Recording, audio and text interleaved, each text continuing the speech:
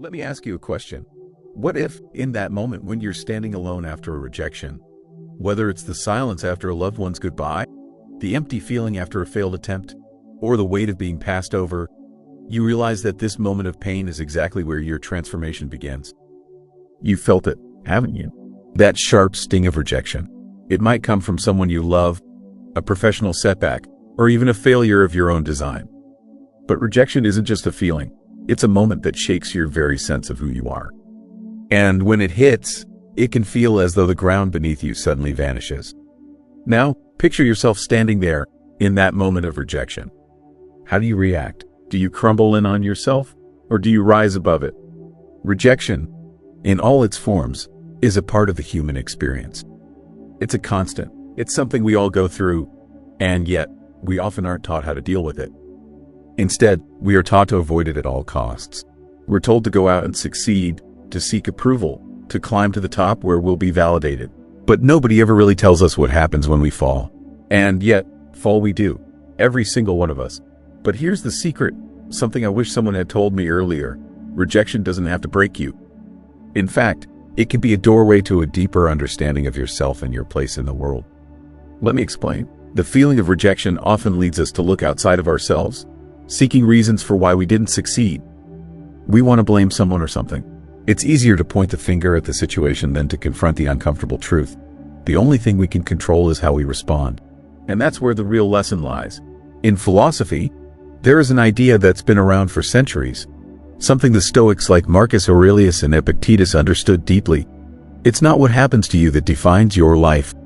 It's how you respond to what happens. Rejection, in its rawest form, is simply the universe reminding us that we cannot control every outcome. No matter how much we try, no matter how hard we push, not everything will turn out the way we hope. The world is unpredictable, and as much as we try to create a path for ourselves, it's filled with obstacles that we have no control over.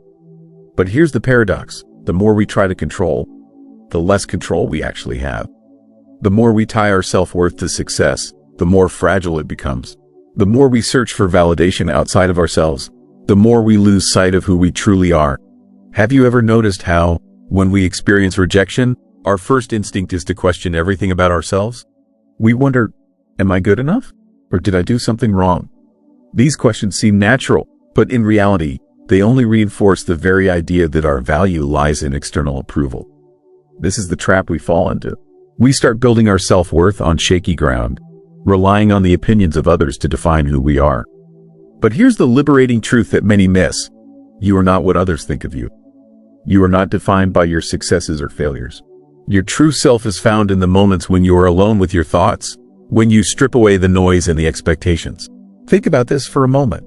What would happen if, instead of looking for validation in the approval of others, you turned inward? What if you decided that your worth was intrinsic, independent of any external measure? This doesn't mean abandoning ambition or striving to be your best. No, it means releasing the need for validation to give your life meaning. It means living in alignment with your own values and principles, not those imposed on you by society, family, or friends. There's a reason that many great philosophers, such as the ancient Greek Stoics, spent so much time emphasizing the importance of inner strength and resilience. They understood that life is chaotic and unpredictable, and that true peace comes not from controlling everything around you but from mastering your internal response to the world. So, I'll leave you with this. What would happen if you started living for your emotional health instead of for perfection? What if you chose to focus on nurturing your heart, your mind, and your soul instead of constantly chasing an illusion? Because here's the truth, the one that nobody talks about. Perfection is overrated. Emotional health? That's everything. In the first part of this journey, we explored the enormous toll that chasing perfection takes on our emotional well-being. The pressure to be flawless in a world that demands nothing short of greatness can feel suffocating. But now, let's take a deeper dive. Let's look at how releasing the need for perfection can actually heal and transform your life in ways you never thought possible. Imagine for a moment that you've fully embraced rejection, that you no longer feared it or tried to avoid it at all costs. What would you do differently?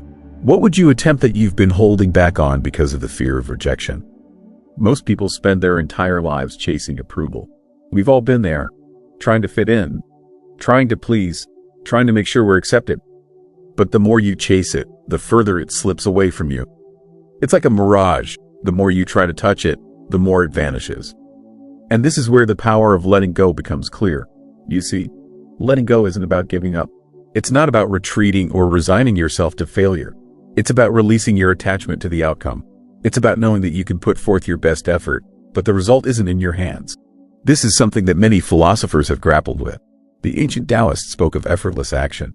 It's not about forcing things to happen, but about aligning yourself with the natural flow of life, taking action when it feels right, and allowing the universe to respond in kind. But here's where it gets tricky. Letting go is not easy. We are conditioned to cling to outcomes, to make things happen, to push for success. The idea of letting go feels foreign, even counterintuitive. How can we let go of something we've worked so hard for? How can we let go of a dream, an expectation, or a relationship? The answer lies in understanding that by clinging to these things, we only make ourselves more miserable. We allow the outcome to control us, to dictate our emotional state. But if we were to let go, we would free ourselves from that emotional roller coaster. Letting go is not about apathy or indifference. It's about understanding that your worth is not tied to a specific outcome. When you let go of your need for control, you open yourself up to the possibility of something even better, something that aligns with your true self. But letting go requires trust. It requires you to trust in the process, in the flow of life. It requires you to trust that, even if things don't go the way you planned, it doesn't mean you failed. It just means you're being guided towards something better, something that may be more aligned with your deeper purpose. In philosophical terms, this aligns closely with the concept of detachment. Not detachment in the sense of not caring about anything, but detachment in the sense of letting go of attachment to the result. Detachment doesn't mean you stop caring. It means you no longer let the outcome control your peace of mind. This is where true freedom lies. Freedom from the constant need for approval. Freedom from the fear of rejection. Freedom from the compulsion to control everything. So, how do we handle rejection gracefully? It begins with understanding that rejection isn't a reflection of your worth. It's a moment in time that speaks more about the situation than about you as a person. Rejection becomes something you learn from, not something that defines you. And as you begin to let go of the need for approval, you start to realize that your sense of self is something much deeper than external validation. You begin to rediscover the parts of yourself that were hidden under the weight of expectations.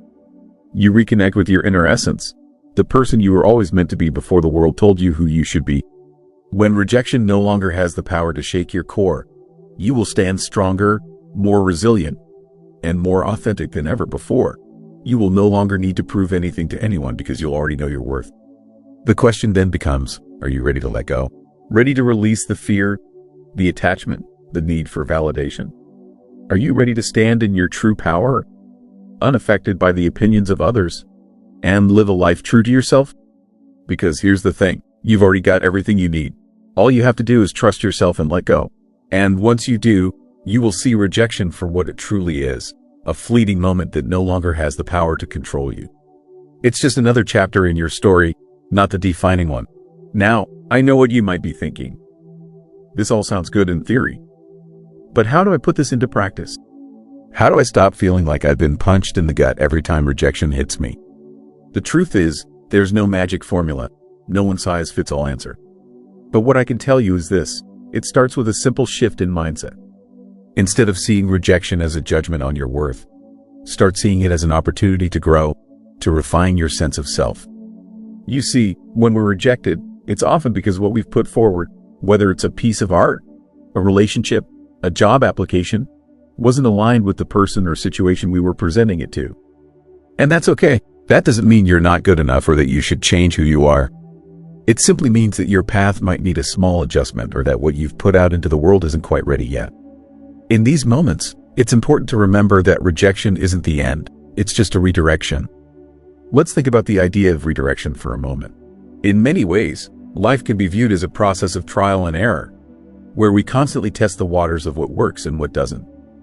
Sometimes, we can be so focused on a particular outcome that we fail to see the alternate possibilities right in front of us.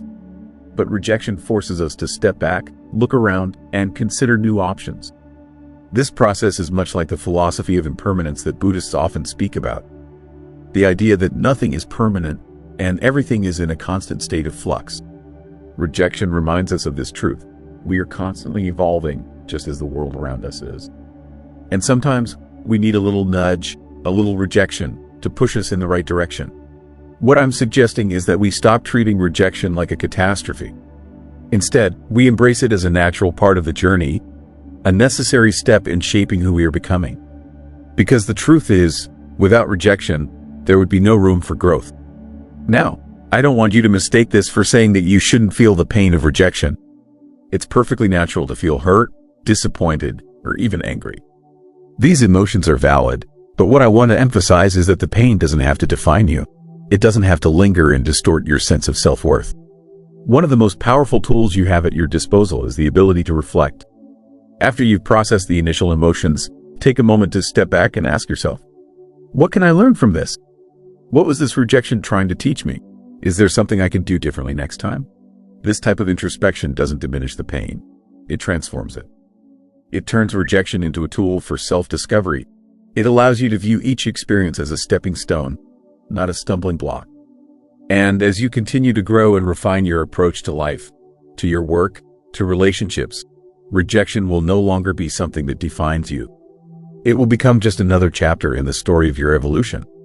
Now, before we wrap up, there's one final concept I want to share with you. It's a concept that, when fully grasped, has the power to completely change the way you experience rejection. It's the idea of self-compassion. Rejection, when it strikes, often brings with it feelings of inadequacy, doubt, and shame. We begin to believe the story that we're not enough, that we're broken, that we somehow failed. But this is where self-compassion steps in. Rather than beating yourself up for what didn't work out, approach yourself with kindness. Talk to yourself as you would a friend who's going through the same thing. What would you say to them? You would probably remind them that they're not defined by their failures, that they have so much to offer, and that this rejection is just a part of the process. So, why not extend that same kindness to yourself? Instead of harsh criticism, offer yourself understanding. Remind yourself that you're allowed to stumble, to fall, and to make mistakes. This is what makes you human. Self-compassion doesn't mean you stop striving for success, or that you become complacent. It simply means that you're not cruel to yourself when things go wrong. You give yourself the grace to move through difficult emotions without letting them consume you. You allow yourself the space to heal, to learn, and to come back stronger. And here's where this all ties together. When you stop viewing rejection as something that defines you, and when you start treating yourself with compassion, you unlock the true freedom to live authentically. You stop worrying about others' opinions, and you start focusing on your own truth. And when you do this, something beautiful happens. Your fear of rejection diminishes. No longer is it something that can break you, because you've already embraced the truth. Rejection isn't about you. It's about the circumstances, the timing, or the fit. As you continue to grow and expand in your journey, remember, rejection is not the end of your story. It's a moment in time, and you have the power to choose how you respond to it. Will you let it shape you, or will you shape your response to it? And in this process, you'll find that you become stronger, more resilient, and more aligned with the person you were always meant to be. So, the next time rejection knocks at your door, greet it with curiosity. Ask yourself, what is this trying to teach me? And as you move forward, don't forget to treat yourself with the kindness and compassion you so freely extend to others. The journey is long, and rejection is simply one of the many teachers along the way. Embrace it, learn from it, and most importantly, don't let it steal your sense of self. Because no matter what the world throws at you, your worth will always remain intact. Now, if you've been enjoying this journey of self-reflection and introspection, and if you want to dive even deeper into ideas that help you grow and understand yourself better, don't miss out on the path ahead. Let's continue exploring together and unraveling the mysteries of our existence, one insight at a time. Remember, growth isn't a destination, it's a process. And I'm honored to be on this journey with you. Thank you for watching, and I hope you're leaving today with a renewed sense of strength and understanding. Don't forget to revisit these ideas and keep reflecting, because your journey towards self-mastery is just beginning. Until next time, keep learning, keep growing, and most importantly, keep being yourself.